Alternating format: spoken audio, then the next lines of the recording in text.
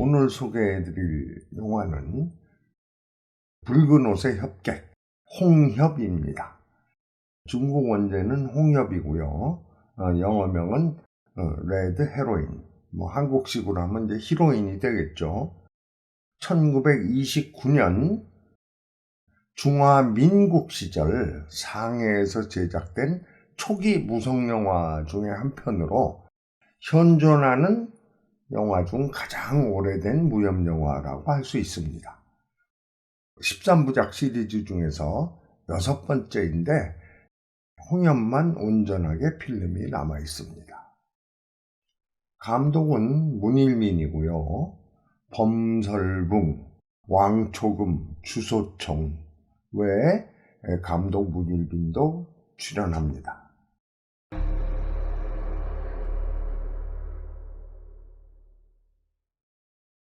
조용한 마을 상촌이 전화에 휩싸입니다. 서쪽으로부터 타타르 군대가 침입해 온 겁니다. 마을 사람들은 전란을 피해 분주히 피난을 가는데 눈먼 할머니를 돌보는 가난한 소녀 운고는 할머니가 나는 늙고 병들어서 피난을 가지 못하니 남아있겠지만 너만이라도 피난을 해라 하고 하지만 차마 떠나지 못하고 있습니다. 마을의 유지인 사금장의 딸 경아는 가족과 함께 피난을 가면서 친구인 운고를 찾아와 함께 도망가자고 권유하지만 운고는 할머니 때문에 떠나지 못한다고 합니다. 경아의 가족이 떠나고 가난한 서생인 문중철이 운고를 찾아옵니다. 그는 운고와는 먼 친척이면서 또 서로 사랑하는 사이이기도 합니다.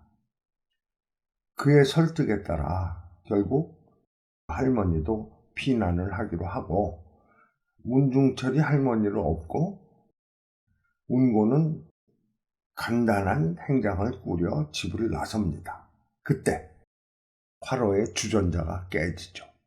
그래서 운고는 불길한 징조를 느낍니다. 아수라장인 피난길, 타타르 군대와 피난민들이 뒤섞이며 혼란 중에 운고는 중철과 할머니를 놓치고 맙니다. 마을의 여자들을 잡아가던 병사들의 눈에 운고가 띄고 병사들은 그녀를 수레에 태워 납치해 갑니다. 그 같은 광경을 본 중철이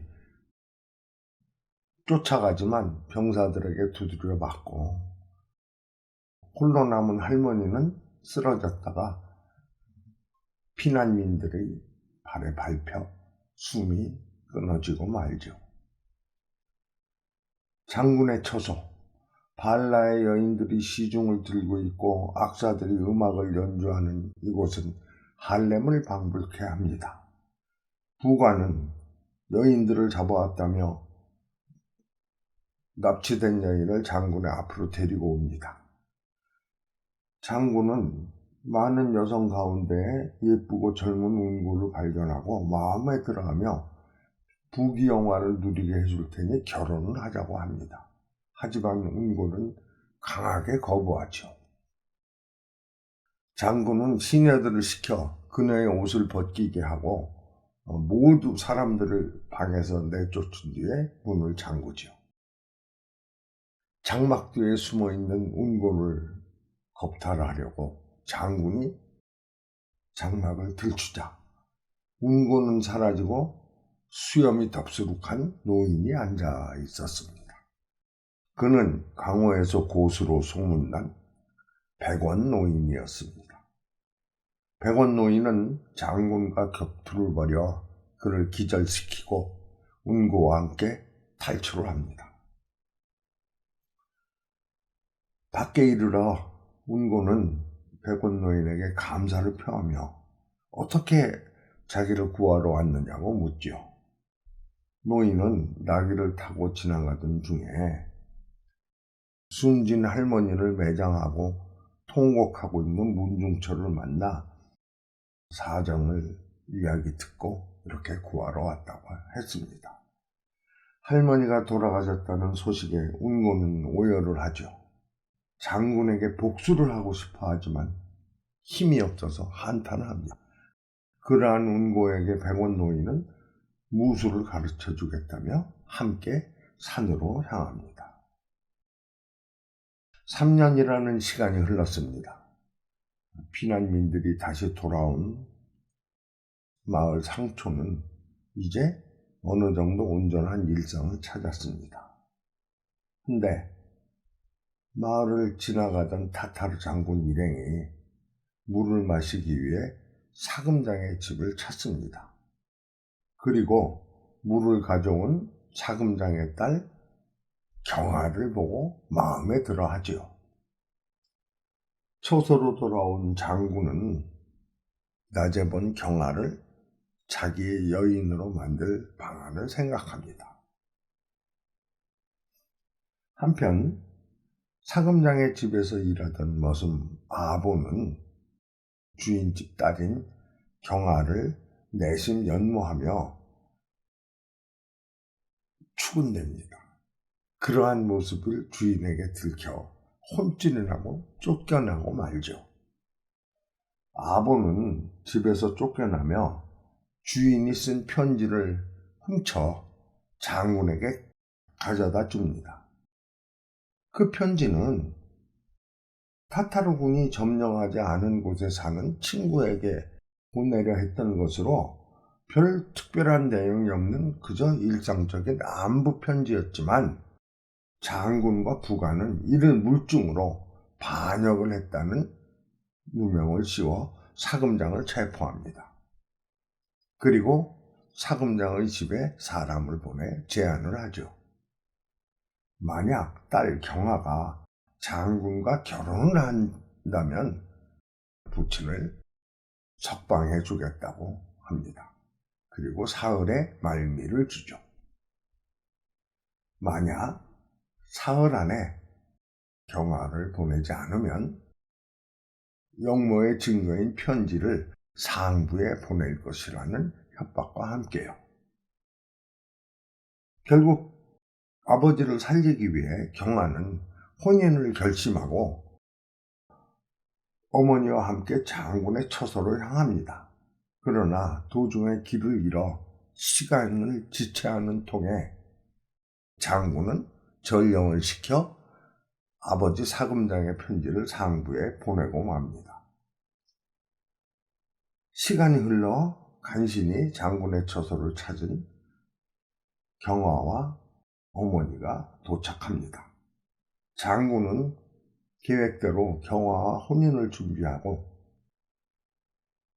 혼례를 치르기 직전 상부에서 반역대를 즉시 사형하라는 전갈이 옵니다. 결국 사금장은 마당으로 끌려나와 사형 집행을 기다리는 신세가 됩니다. 이 사실을 알게 된 경아는 분노하여 장군을 원망하고 경아의 모친은 스스로 목숨을 끊고자 강에 뛰어들려 하지만 중철이 이를 말립니다. 이때 길을 지나던 백원 노인이 사건의 전말을 듣고 이들을 달래며 자신이 키운 제자 홍엽을 부릅니다. 구름을 뚫고 날아오는 홍엽. 홍엽은 다름 아닌 3년 전에 사라졌던 운고였습니다. 백원 노인 밑에서 3년간의 고된 수련 끝에 아주 절정고수가 되어서 돌아온 것이죠. 사형이 막 집행되기 직전 홍엽은 사형장에 나타나 뛰어난 무술 솜씨로 병사들을 물리치고 친구인 경아를 구하기 위해 건물 안으로 들어갑니다. 이어 도착한 백원 노인이 나머지 병사들을 상대하는 동안 운고는 단신으로 장군과 맞섭니다. 치열한 격투 끝에 운고는 장군을 쓰러뜨리고 마침내 복수에 성공합니다. 때마침 타타르 군대에 밀려 후퇴했던 아군도 다시 돌아와 전쟁을 끝냅니다. 할머니의 복수를 끝내고 무덤에서 눈물을 흘리는 운고. 그녀는 중철과 친구 경화에게 다가와 두 사람의 손을 잡게 합니다. 원래 자신이 중철과 사랑하는 사이였지만 이제는 누군가를 사랑하는 여인이 아닌 대중을 사랑하는 협객이 되었기 때문입니다. 사부의 뜻에 따라 운고는 중철과 경화를 맺어주고 본격적인 협평을 하기 위해 하늘을 날아갑니다.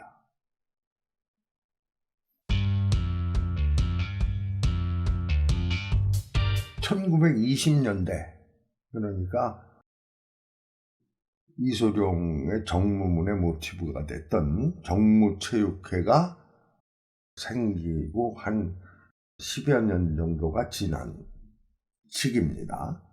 상하이는 무술 열풍이 절정에 달했었죠. 그때 제작된 무협영화로 시대와 문화가 좀 불분명한, 그러니까 비키니를 입은 시녀들이 있는 할렘 같은 장군의 처소 같은 생뚱맞은 문화가 있습니다. 하지만 와이어를 이용해서 주인공이 하늘을 날아다니고 또 연기가 피어나면 사람이 나타났다 사라지는 마술 같은 기법 등 거의 100년 전이라는 시간을 고려한다면 아주 당시로서는 첨단 기술이 활용된 영화라고 할 수 있습니다. 그때도 무척 큰 인기를 끌었다고 합니다. 그리고 이 영화는 아주 초창기 무협영화인 동시에 최초로 여협객이 등장한다는 작품이라는 데 의미를 둘 수 있습니다. 즉, 대취협의 금연자와 유사한 부분이 있다는 평가를 받는데, 금연자는 오빠를 구하기 위해서, 홍협은 친구와 그의 부친을 구하기 위해서 싸우기 때문입니다. 또한 대취협에서 악화가 분한 취묘가 금연자에게 도움을 주듯 홍협에서는 절정고수인 백원노인이 도움을 줍니다. 또한 남장을 하고 불의에 맞서서 정의 구현을 한다는 점에서 대취협과 함께 여성 전사의 첫 발을 내딛는 작품으로 평가되고 있습니다.